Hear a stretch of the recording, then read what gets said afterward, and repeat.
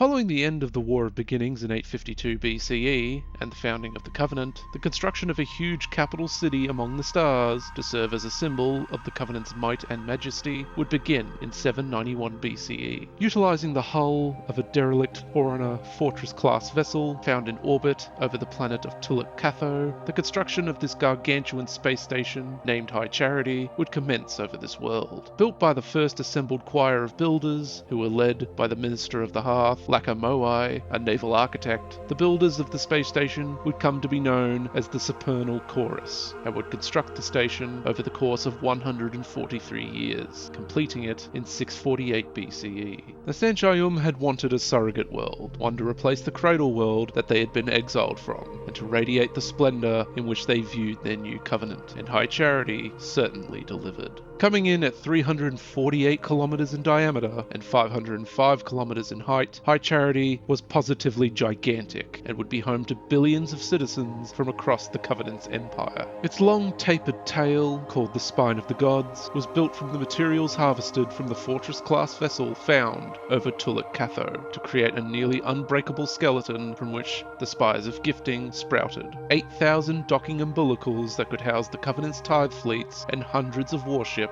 of various sizes, from the smallest of missionary vessels to the colossal Shawada pattern supercarriers. The skin of the station, comprising its huge upper dome, called the Skin of the First Worlds, consists of dirt from every Covenant homeworld, symbolizing the unity and strength of its member races. The holy city of the Covenant was also very well protected. A powerful energy shield, called the Bavis of Ors, blanketed the entire station, while 1,900 plasma beam emitters and 32 super heavy plasma lancers, collectively called the Lancers of the Faithful, defended the city from attack, further augmented by the city's dedicated defense fleet, which at any time consisted of hundreds of warships. Providing the station its mobility was its powerful slipspace drive called the Cephom Invictus, powered by an uncategorized Forerunner artifact, and which allowed the city the ability to travel between systems at a moment's notice. All of these systems required enormous amounts of power, which were provided by the decommissioned Forerunner Dreadnought, which had been turned into the primary power source of the Holy City as a sign of goodwill to the Sangheili, transforming it into the single most recognizable landmark in the Golden City, which was the cultural and social center of the station.